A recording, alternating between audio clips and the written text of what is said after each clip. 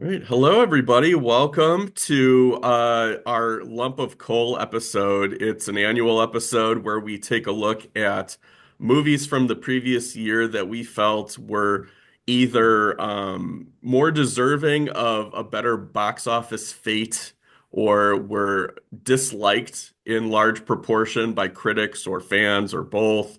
And we saw it and we thought it was pretty good. And we want to talk about it, or there's things in it that we like that we want to discuss. So Rob and I each picked out one movie from 2024 that fits this criteria. So we'll start with my pick for the year. I think this is the second time I've picked a Robert Zemeckis I movie. think it is. I was thinking that. Yeah. I'm picking here Yeah. his reunion with screenwriter Eric Roth and stars Tom Hanks and Robin Wright from Forrest Gump. So the movie was definitely rightly, I don't know if I'd say rightly criticized, but like I'd say like I understand the criticism where it's like definitely Zemeckis is in his own world and it's asking a lot of audiences in ways that his movies didn't maybe 20, 30 years ago. He's really out there, Well, but I in an would say, interesting way. yeah, I would say, I mean, I think that 20, 30 years ago, he just reflected the zeitgeist more than he does now. You know what I mean? Like Yeah. his movies were more in tune with popular culture's sort of current set of kind of ethos than now, where you watch here and it's like, and we'll get into this, but like he definitely is from another era, um, Hmm. talking about another era, telling stories from another era, and so you have to make that adjustment. Yeah, I find his growth in technology to be as alienating as most people. Yes. Here is set in a single location from a fixed camera position over spans of centuries, Yeah.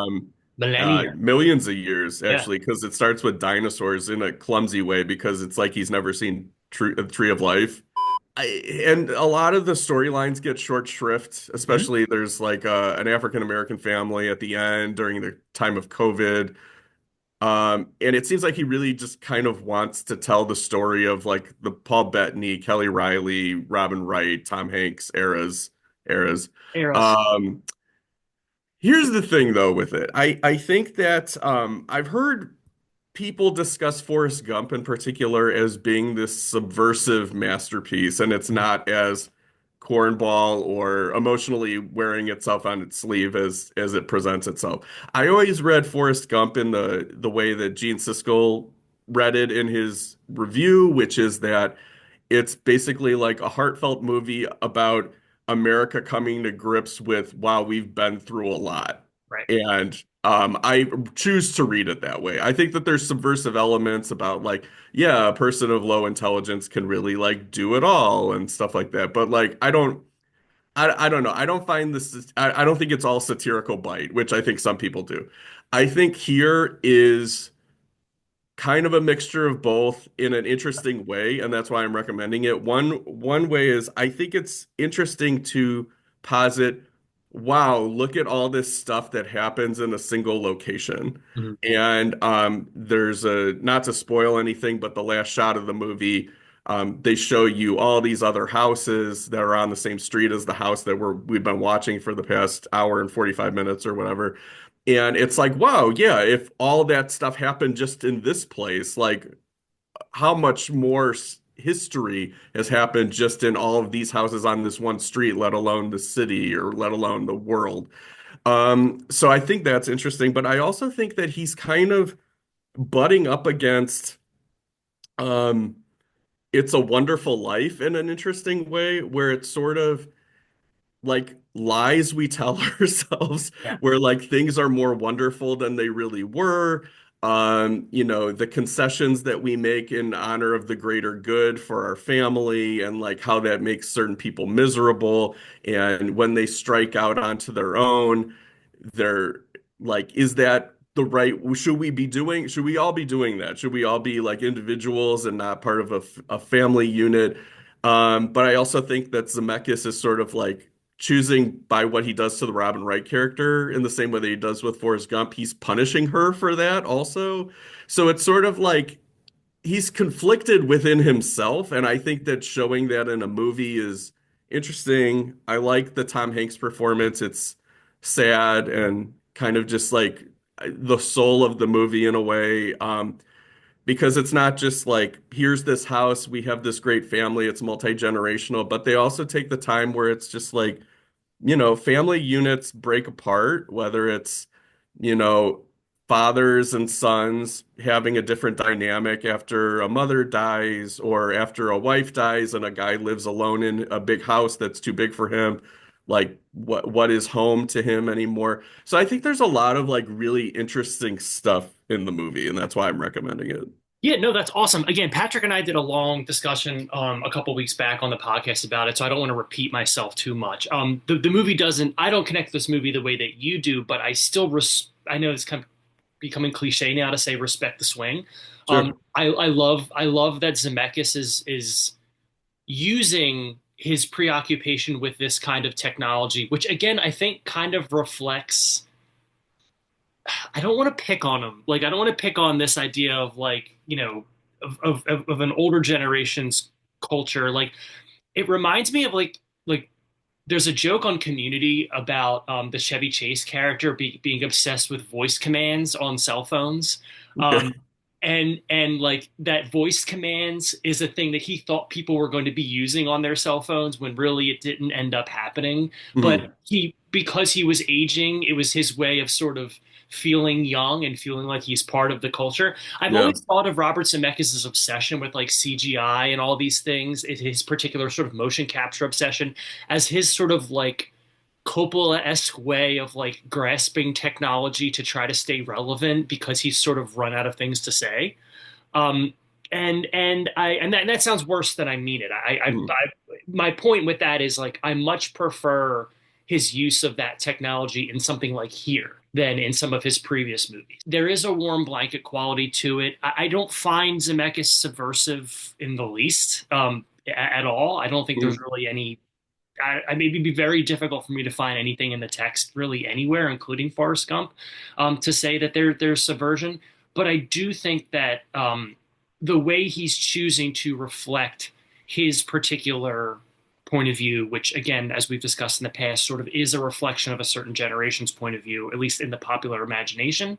Um, I find that reassuring, and I find that kind of in the same way, although I don't think this movie's as successful, as something like Juror Number Two, where Mhm. I'm watching Juror Number Two and I'm very comforted by Clint Eastwood's reflection of a certain idea or a certain point of view. Yeah. Um, I do find comfort in that with Here. I also want to mention that I over the span of the movie, I sort of rejected it at the beginning, but the sort of virtual reality quality of watching the movie kind of snuck up on me. And if I were to ever watch like a movie on a VR headset, I feel like if I watched this, it would blow my mind. It would Sure. feel like next level reality in a way that I think maybe Zemeckis was intending. Okay, so your lump of coal. I want to start with a question on this one because the movie was a hit and I think it was largely liked. So why did you choose Longlegs as your lump of coal? So I picked Osgood Perkins' Longlegs as my lump of coal because while it did okay, it did better than expected commercially. I did see the critical reception on this really pivot. I went to see this at a much hyped neon sponsored screening. It was on 35. It was a big deal. I was really excited to see it in a theater with a crowd of younger people who had been sort of sold what was going to be this sort of new horror masterpiece. Um, and about halfway through, I could really tell that the tide was turning on the movie, particularly with the Nicolas Cage performance and some other elements of it. Whereas by the time I left the screening and was sort of hearing the murmurs, it was decidedly lukewarm to negative. And while I wrote a review of the movie, which I went back and read, that is like largely positive, although I note that the movie sort of still, I still believe the movie sort of loses its legs in the no pun intended, in the last third. Um, Mm, I actually I found a way into this movie on the second viewing that I didn't have the first time.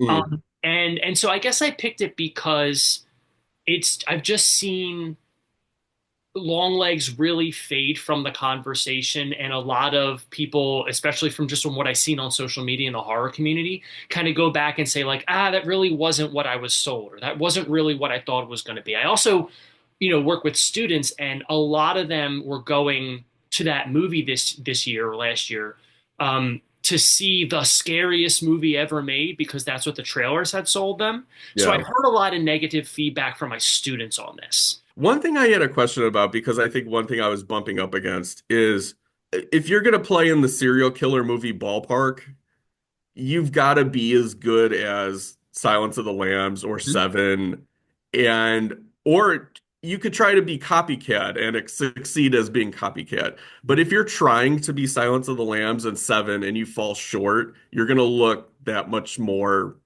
bad to me. And I think that's what Longlegs was kind of going for. So, you being a giant Silence of the Lambs fan, did that comparison ever enter the equation for you? The answer is yes. The answer is that this movie is fully aware that it's The Silence of the Lambs. It's fully aware that it's Seven. It's fully aware that it's pulling from a number of different horror, Zodiac, another one. Zodiac, all Yeah. those things. Whereas something, not to bring this up again, but whereas something like Strange Darling, I feel like is being pretentious about it. I don't think there's any pretension in the way that Osgood Perkins is presenting it. I think that he's wearing his influences on his sleeve in a way that is helping you skip past the genre of it and asking you to interrogate it a little deeper. I watched the movie this time with his commentary, Mhm. and it was really, really interesting because, and I don't want to put words in his mouth, but the sense that I got from him in his commentary and something that I was really able to pull this time is that this is a movie about Anthony Perkins. This is a movie about his dad, and it's a movie about his complicated life. If you're not familiar with Anthony Perkins, sort of behind the scenes, obviously, Anthony Perkins was a closeted gay man for most of his life. He married Osgood Perkins' mother. They had a relationship that was largely tumultuous because of Anthony Perkins' complicated inner life. There's a lot of sadness to that. Osgood Perkins talks a lot about his complicated relationship with his father, that there was anger in the household, that there was violence often in the household, that there was a deep sense of misunderstanding and sadness that defined a lot of his childhood. Mhm. And so when I look at this movie now with that in mind, I'm really seeing um, the Harker character, the Michael Monroe character, the Clarice Starling character, if you will, as Osgood trying to navigate his parents. I don't want to say his parents' marriage, but there's a lot of subtext there with the Nicolas Cage character sort of serving a force of quote unquote darkness, and his mother, the Alicia Witt character, being subservient to that, accommodating of that, aiding that. Not to Mhm. spoil long legs for anybody, but her mom ends up being the person who is a person of interest in the case. I guess I will not spoil the whole movie, but Mhm. the movie is sort of about the long legs character living in the basement, the mother sort of allowing some things to happen and aiding some things to happen that ended up being very, very negative for all the people in this person's life. And through that lens, I like the movie a lot more. I was really cognizant this time in the movie of the superimposed images of the devil in the background, where you'll flash to a frame and there'll just be a demon face and then it'll slowly fade. That happens 5 or 6 times throughout the movie. This idea of it following her. So long story short, I agree with an interpretation of this movie that's just like, I don't like the Nicolas Cage performance. I don't like that this movie is basically just Seven crossed with Silence of the Lambs, crossed with Zodiac, blah blah blah. Like he openly talks about the credits going up as a reference to Seven. I mean, he says in that commentary track very openly, like, I want you to be thinking of Silence of the Lambs. There's a reason I did this, right? Mhm. And I think that that kind of, again, not in a fawning or a sort of look at me, look what I'm doing, aren't I like Quentin Tarantino kind of way. I think it's more of an invitation to be like, okay, you know what world you're playing in. You know the sandbox I'm playing in. I'm going to use this sandbox to tell a different kind of story. I'm kind of up and down on Osgood Perkins movies. Like I really liked Blackcoat's Daughter, but I remember Gretel and Hansel just being a real slog. And I will give him credit. Like maybe this will make your day, I don't know, but I went from liking 10% of this movie to liking about 40% of this movie. Woo! There we go. So what I do enjoy about the movie is I think that he's a really great stylistic director.